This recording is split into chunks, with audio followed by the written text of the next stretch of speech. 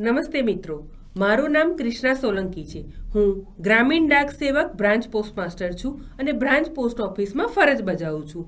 હું મારા ગામના લોકોને સેવિંગ્સ, મેલ્સ, ઇન્સ્યોરન્સ, આઈપીપીબી વગેરે સુવિધા પૂરી પાડું છું. મારી જોબ મને રિસ્પેક્ટ આપે છે અને ગામના લોકોની હું સેવા કરું છું એનો મને ખૂબ જ ગર્વ છે. નમસ્કાર બધાને. મારું નામ ભૂમિ મોદી છે. હું એક LIC એજન્ટ છું. હું કોઈ ગવર્મેન્ટ એમ્પ્લોય નથી અને મારી પાસે કોઈ ફિક્સ સેલેરી પણ નથી, પરંતુ મારું જીવન નિર્વાહિત કમિશન પર આધારિત છે. એટલે કે હું ઇન્સ્યોરન્સ પોલિસી પ્રોક્યોર કરીને અને સર્વિસ આપીને કમિશન કમાઉં છું. ભૂમિબેન, મને મનમાં હંમેશા એક સવાલ રહે છે કે માત્ર કમિશન પર ડિપેન્ડન્ટ રહેવું એ થોડું રિસ્કી નથી? ના કોઈ ફિક્સ ઇન્કમ છે, ના કોઈ મંથલી સેલેરી છે. કૃષ્ણાબેન, બહારથી રિસ્કી લાગે છે, પરંતુ એકવાર જો સિસ્ટમ સમજાઈ જાય પછી કમિશન એ એક સ્ટેબલ ઇન્કમ બની જાય છે અને એ કમિશન અમારા માટે એક ઓપોર્ચ્યુનિટી બની જાય છે. પણ માત્ર કમિશનથી ફેમિલી એક્સપેન્સ મેનેજ કરવામાં કોઈ તકલીફ નથી પડતી તમને? નહીં, હું સારી રીતે મેનેજ કરું છું. મેં મારું પોતાનું સારું ઘર બનાવ્યું છે, મારા બાળકો ગુડ સ્કૂલમાં પણ ભણે છે અને અમે પ્લાનિંગ કરીએ છીએ, સેવિંગ કરીએ છીએ અને એક કમ્ફર્ટેબલ લાઈફ જીવીએ છીએ. આ બધું માત્ર કમિશન પરથી જ? હા, ફક્ત કમિશનથી, અને એ પણ સિસ્ટમથી, કન્સિસ્ટન્સીથી કમાયેલું કમિશન છે. એટલે કે જુઓ, મેં કમિશનને ક્યારે એક્સ્ટ્રા મની તરીકે નથી જોયું. એ મારા માટે આજીવિકા છે અને એના માટે મેં પ્લાનિંગ કરીને મેં એના માટે કામ શરૂ કર્યું છે. સાચું કહું, મેં તો ઇન્સેન્ટિવને ક્યારે આવી રીતે વિચાર્યું જ નથી. ભૂમિબેન, હું મારા કામમાં એફિશિયન્ટ છું, કસ્ટમરને સારી સર્વિસ પણ આપું છું, પરંતુ ઇન્સેન્ટિવને મારી આજીવિકા વધારવા માટે મેં ક્યારેય સિરિયસલી લીધું નથી. મને તો અત્યાર સુધી માત્ર એવું જ લાગ્યું છે કે TRCA એ જ મારી ઇન્કમ છે, ઇન્સેન્ટિવ તો બસ એક્સ્ટ્રા છે. કૃષ્ણાબેન, ત્યાં જ તમે તમારી કેપેસિટી અંડર એસ્ટિમેટ કરો છો.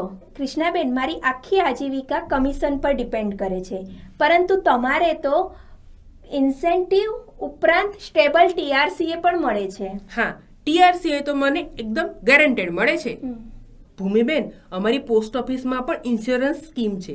જો હું RPLI પોલિસી પ્રોક્યોર કરું તો ફર્સ્ટ યરના પ્રીમિયમ પર મને 10% ઇન્સેન્ટિવ મળે છે અને જો 25 વર્ષ કે તેથી વધારે ટેન્યોરની PLI પોલિસી પ્રોક્યોર કરું તો મને ફર્સ્ટ યર પ્રીમિયમના 20% ઇન્સેન્ટિવ મળે છે. અરે, આ તો ખૂબ સ્ટ્રોંગ ઇન્સેન્ટિવ સ્ટ્રક્ચર છે. અને એટલું જ નહીં, રિન્યુઅલ પ્રીમિયમ પર પણ અમને ઇન્સેન્ટિવ મળે છે.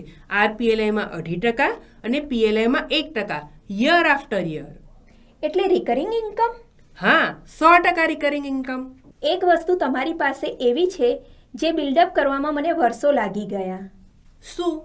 પીપલ તમને ઓળખે છે, તમારી ઉપર ટ્રસ્ટ કરે છે. તમે ઇન્સ્યોરન્સની વાતો કરો તો તમારી ઉપર ડાઉટ પણ નથી કરતા અને તમારે રોજ મુલાકાત પણ લેતા હોય છે.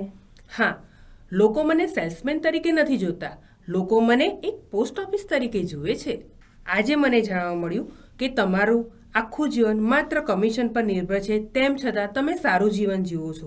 જ્યારે મારી પાસે ફિક્સ TRCA, લોકોનો વિશ્વાસ, ઇન્સેન્ટિવ આ બધું જ છે, તો મારી પાસે તો ઓપોર્ચ્યુનિટી બહુ વધારે કહેવાય. એક્ઝેક્ટલી કૃષ્ણાબેન, ડિફરન્સ ઓપોર્ચ્યુનિટીનો નથી, ડિફરન્સ માઇન્ડસેટનો છે. મને આજે એક મહત્વની વાત સમજાઈ ગઈ છે કે ઇન્સેન્ટિવ એ સારું જીવન જીવવા માટેનો સૌથી શ્રેષ્ઠ રસ્તો છે. હું આજથી સંકલ્પ લઉં છું કે હું PLI અને RPLIના બિઝનેસ વધારવા માટે કોઈ પણ પ્રકારના પ્રેશર વગર કન્ટિન્યુઅસલી કામ કરીશ અને તેમાંથી મળતા ઇન્સેન્ટિવ દ્વારા મારી અને મારી ફેમિલીને બેસ્ટ લાઈફ આપવાનો પ્રયત્ન કરીશ. જો સર્વિસ અને ઇન્કમ સાથે ચાલે તો લાઈફ બેલેન્સ બની જાય છે. હા, તો આજથી એ રસ્તા પર ચાલવા માટે હું તૈયાર છું.